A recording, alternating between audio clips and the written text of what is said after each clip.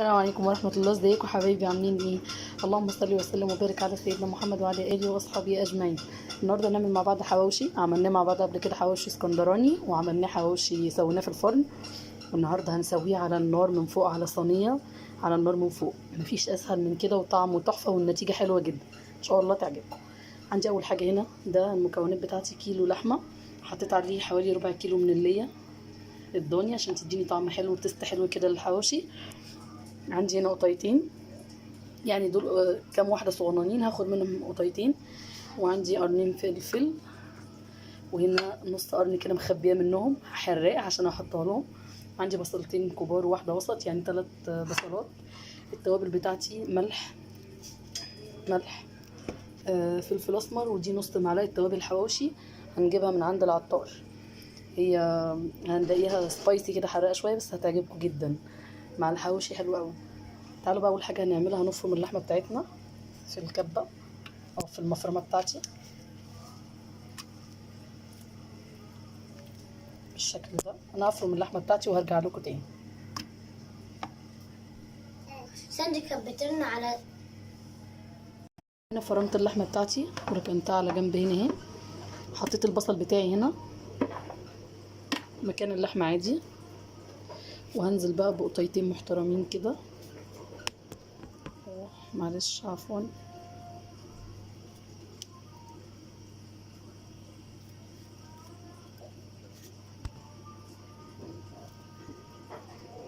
بالشكل ده.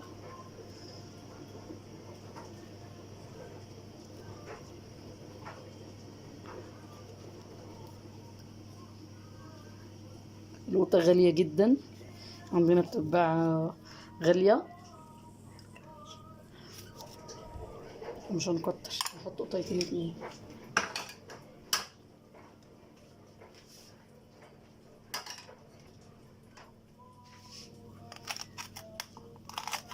بس هستنى هنزل بقى.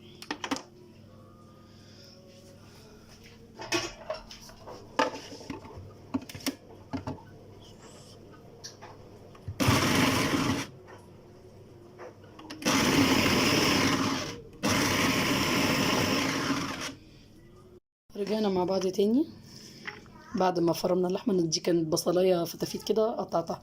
فرمت البصل بتاعتي مع الطماطمايه عشان كده لونها احمر، واللحمه بقت بوريه خالص اهي زي ما انتم ما شايفين، ناعمه خالص.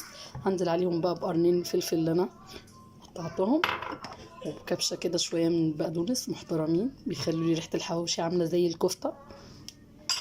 والتوابل بتاعتي اللي هي الفلفل، والنص توابل، نص معلقه توابل حواوشي. وطبعا حبه الملح على حسب حقيقك انت، يعني حوالي معلقه صغيره. هشيل دي بقى لان دي مش هينفع خالص مع الكلام ده. بالشكل ده. وتعالوا بقى نقلب كل الكلام ده. بسم الله الرحمن الرحيم.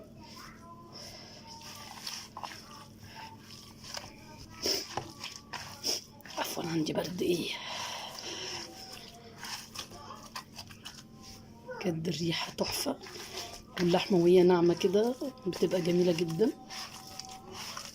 هقلبها انا كويس بقى وارجع لكم تاني.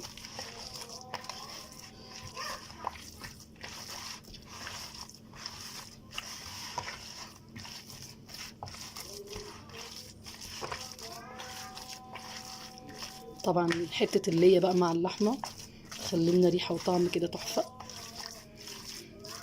زي ما انتم شايفين كده، ما شاء الله حلوه جدا. اغسل ايدي.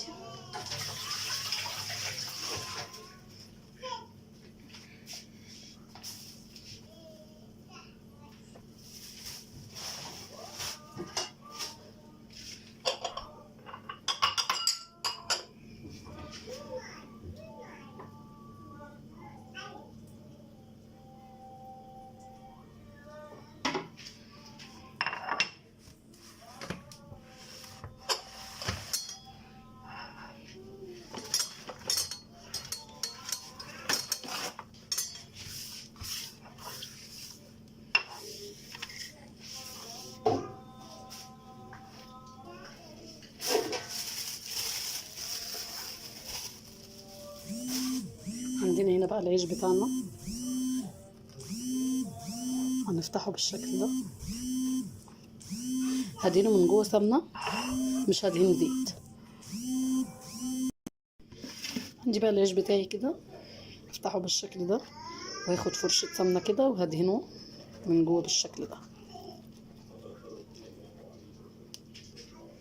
تمام. انا عامله التانيين بس هوريكم مره كمان.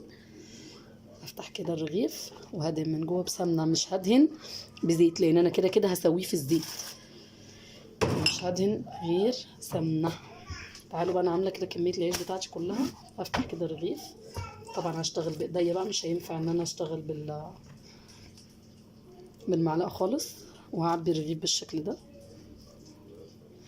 انتي بقى وراحتك، الرغيف ده تعبيه براحتك، تمليه ما تمليهوش، بس يعني المفروض ان احنا نخليه يعني ايه، يكون كويس يعني معقول.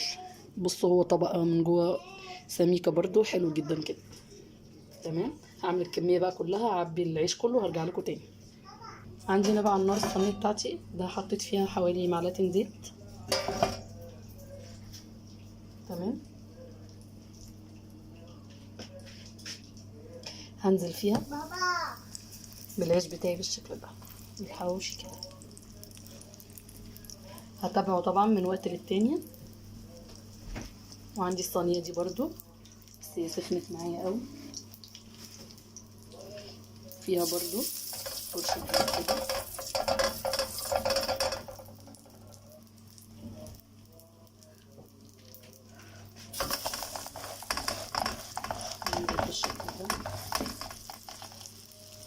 النار بتاعتي مش هتبقى عاليه ومش هتبقى واطيه، يعني هتبقى وسط عشان ما يحمرش بسرعه واللحمه تبقى نيه.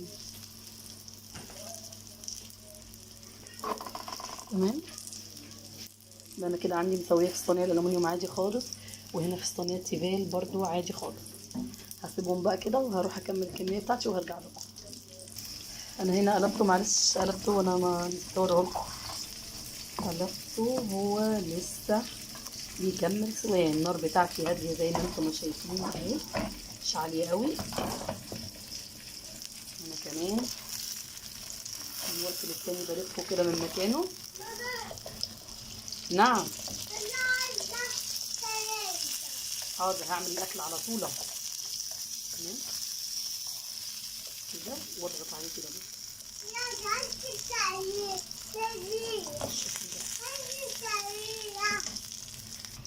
الحواوشي بتاعي لسه على النار اهو،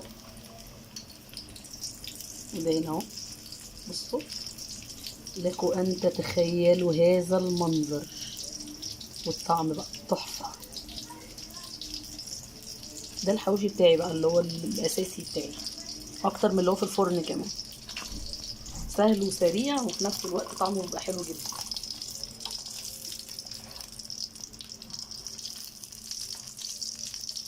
وهوريكم اللحمه تبقى مستويه ازاي. الحواوشي بتاعي يا جماعه بعد ما طلع من النار، بصوا المنظر.